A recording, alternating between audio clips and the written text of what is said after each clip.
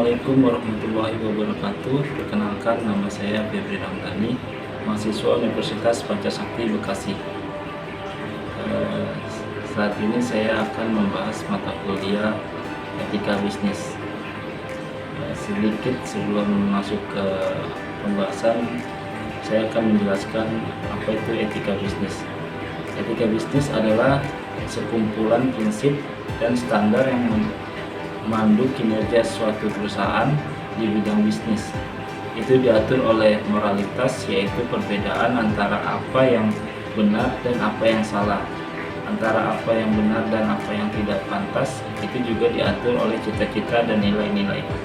Etika bisnis berlaku untuk semua aspek organisasi, termasuk perilaku individu yang menyusunnya. Keterkaitan antara etika bisnis dan etika profesional sumber daya manusia menjadi dasar yang akan memandu bisnis. Selain itu, perusahaan harus meminimalkan kerusakan atau dampak negatif yang mungkin ditimbulkan terhadap lingkungan atau masyarakat sekitar. Ini juga merupakan bagian dari prinsip etika. Namun karena kekhususan dan kompleksitas masalah sosial, maka area ini disebut Corporate Social Responsibility atau CSR. Bisnis yang etis memiliki nilai tinggi di antara pelanggan dan karyawan. Etika harus menjadi bagian dari budaya bisnis setiap saat agar masyarakat mempercayai produk atau layanan yang diberikannya, terutama dalam jangka panjang. Asal-usul etika bisnis. Etika adalah cabang filsafat yang berhubungan dengan studi rasional tentang moralitas, kebaikan, kewajiban, dan kehidupan yang baik dalam dunia bisnis. Etika bisnis berusaha menemukan alasan yang membenarkan suatu sistem moral di atas yang lain untuk mencapai keseimbangan atau perbaikan umum. Istilah etika bisnis muncul di Amerika Serikat pada tahun 1970-an dan menyebar di Eropa dan Jepang pada tahun 1980-an.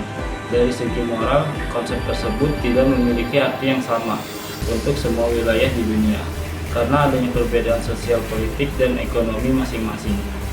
Apa yang dianggap dapat diterima di suatu wilayah mungkin tidak dapat diterima di wilayah lain.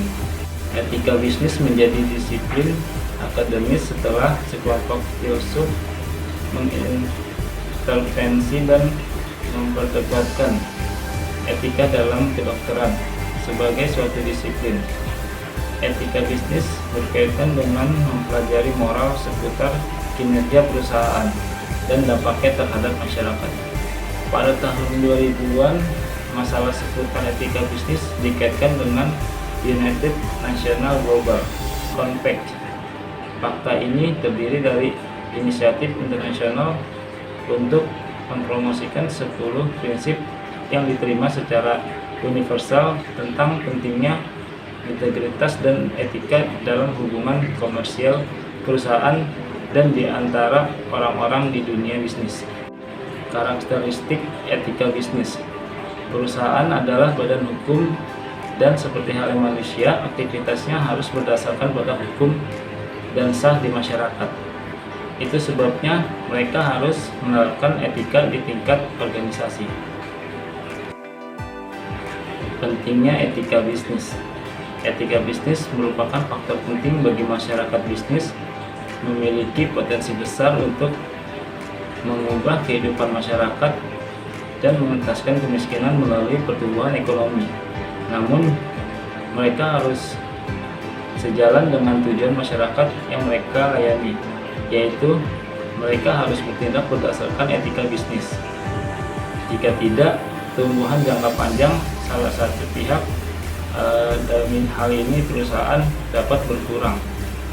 Pemerintah di negara berkembang menghadapi banyak permasalahan sosial dan ekonomi yang menentang praktik etika karena kontras antara kemiskinan dan kelas yang lebih mampu, ketidaksetaraan sosial, dan akses ke kualitas hidup yang memenuhi kebutuhan dasar. bertindak di bawah etika bisnis mewakili biaya finansial untuk organisasi manapun yang merupakan investasi jangka panjang untuk sistemnya dan lingkungannya. Manfaatnya beberapa pengurangan kecelakaan fatal, optimalisasi anggaran setelah pengelolaan sumber daya yang tepat, peningkatan motivasi karyawan, peningkatan citra lembaga di pasar. Contoh kurangi etika bisnis. Beberapa contoh perilaku ini yaitu menyuap pihak berwenang untuk mendapat untung. Kedua, korupsi seperti penggunaan informasi yang memiliki hak istimewa secara tidak sah, dalam artian yaitu pajak, keuangan atau hukum. Yang ketiga, kurangnya langkah pengamanan untuk menjalankan aktivitas.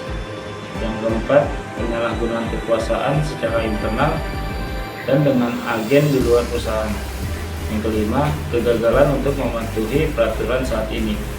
Yang keenam, diskriminasi yang diberikan antara lain karena alasan ras, jenis kelamin, ideologi, agama, penampilan fisik. Yang ketujuh, eksploitasi tenaga kerja dalam segala bentuknya, seperti jam kerja yang panjang atau pekerja anak. Ciri bisnis yang beretika: tidak merugikan siapapun, tidak menyalahi aturan atau norma yang ada, tidak melanggar hukum, tidak menjelek-jelekan saingan bisnis, dan mempunyai surat izin usaha. Salah satu contoh pebisnis yang tidak beretika yang sempat viral beberapa bulan yang lalu yang terjadi di daerah Bintaro yang dilakukan oleh oknum petugas SPBU. Langsung aja kita lihat videonya. Siapa nama kamu? Rizal. Rizal siapa? Saya catat kamu ya. Orang isi 100.000 harusnya lebih 13 liter, tapi kamu malah nyatut 9 liter loh. Saya viralin kamu ya. Sembarangan kamu kayak begitu-begitu ya. Saya catat kamu, lihat ya. Saya laporin kamu. Saya orang Bintaro, ini pengurus Jaya ya. Iya apa kamu? Ya, maaf. Mana coba lihat nama kamu sini. Ya. Saya catat kamu, Muhammad Rizal. Sembarangan nih Bintaro sini nih, pom bensinnya nih. Saya lacak kamu ya. 9 liter nyatut-nyatut, banyak lagi kamu. Orang kalau nggak tahu gimana? Mana pengurus kamu mana? Atasan kamu mana? Mana atasan kamu? Udah berapa mobil kamu kayak gituin? Enggak bu, baru Enggak ada. Kamu udah berapa mobil kamu kayak giniin? sekali. Baru sekali. Saya catat kamu, lihat ya. Iya. Keluar kamu nanti ya. Lihat kamu ya, bohong-bohong lagi. Orang 100.000 13 liter tapi 9 liter kamu nyatut-nyatut. Sembarangan kamu, berapa mobil tuh udah kamu rugiin tuh. Nyatut-nyatut, jujur dong kerja.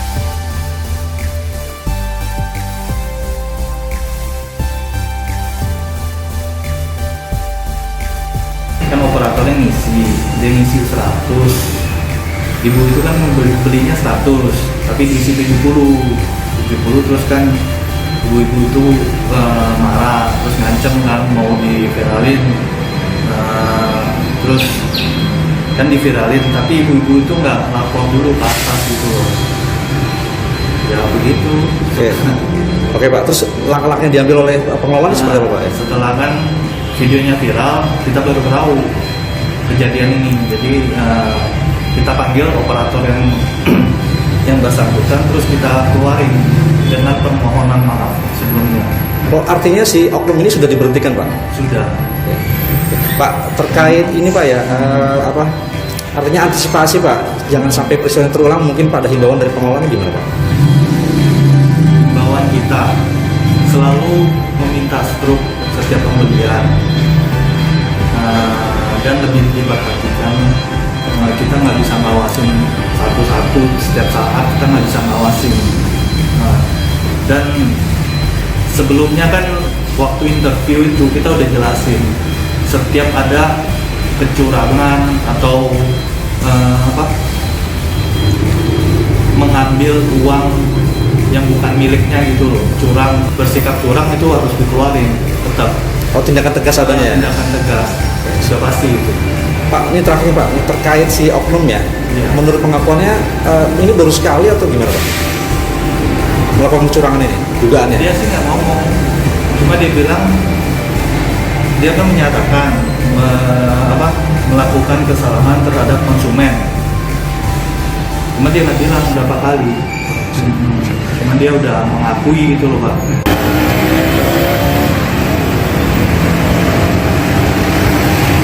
Ya, dari video yang baru saja kita saksikan, permasalahannya mungkin pada saat perekrutan kurang selektif atau memang kualitas dari sumber daya manusianya yang rendah.